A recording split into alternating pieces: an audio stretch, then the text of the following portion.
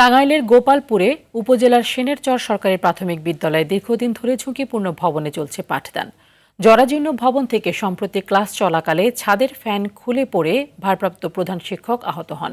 এর ফলে শিক্ষার্থীদের উপস্থিতি ক্রমেই কমে যাচ্ছে।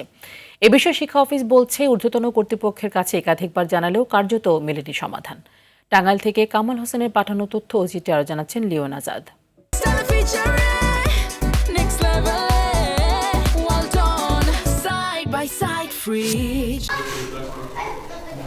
ভবন জুড়ে বড় বড় ফাটল, ছাদ থেকে খসে পড়ছে পলেস্তারা, টিনের ঘরগুলো জরাজীর্ণ। এমন চিত্র টাঙ্গাইলের গোপালপুর উপজেলার সেনেরচর সরকারি প্রাথমিক বিদ্যালয়ের। বৈরান নদীর তীরে অবস্থিত এই বিদ্যালয়টি নদী ভাঙনেরও হুমকিতে রয়েছে। ঘরের বারান্দার ভেঙে গেছে খুঁটি, পাশে একটি বড় আমড়া গাছ মরে আছে, যা যে কোনো সময় দুর্ঘটনার কারণ হতে পারে।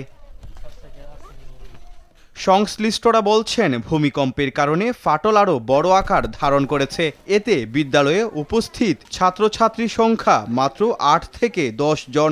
তাই দ্রুত একটি নতুন ভবন নির্মাণের দাবি শিক্ষক, শিক্ষার্থী ও এলাকাবাসীর। চলে আসতে ভয় পাই। এখানে একটা মরা একটা গাছ আছে, আমড়া গাছ, এটা কখন যেন ভেঙে পড়ে যায়, আমরা ভয় পাই। আমাদের স্কুলটা যেন সরকার ঠিক করে দেয়। ভবনটি অনেক আগে সংস্কার করার প্রয়োজন ছিল। দেশে অনেক ভবন হয়েছে, কি কারণে এই ভবনটি হয়নি তা আমরা জানি না। ছাদ থেকে বড় বড় ছাদের অংশগুলো ভেঙে পড়ে, বাচ্চাদের জন্য অনেক ঝুঁকিপূর্ণ রিস্ক হয়ে গেছে।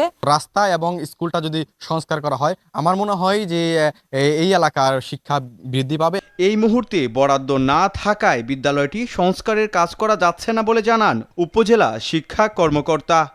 আমার অধিদপ্তরের ছাত্রদের সাথে কথা হয়েছে, তারা বলছে এই মুহূর্তে বরাদ্দ সমস্যার কারণে হচ্ছে না। বরাদ্দ উন্নয়নমূলক কাজ চললেই দ্রুত নতুন একটি ভবন নির্মাণ হলে বিদ্যালয়টিতে নির্বিঘ্নে ক্লাস কার্যক্রমে অংশ নিতে পারবে শিক্ষক শিক্ষার্থীরা, এমনটাই প্রত্যাশা সংশ্লিষ্টদের। লিওন আজাদ, RTV।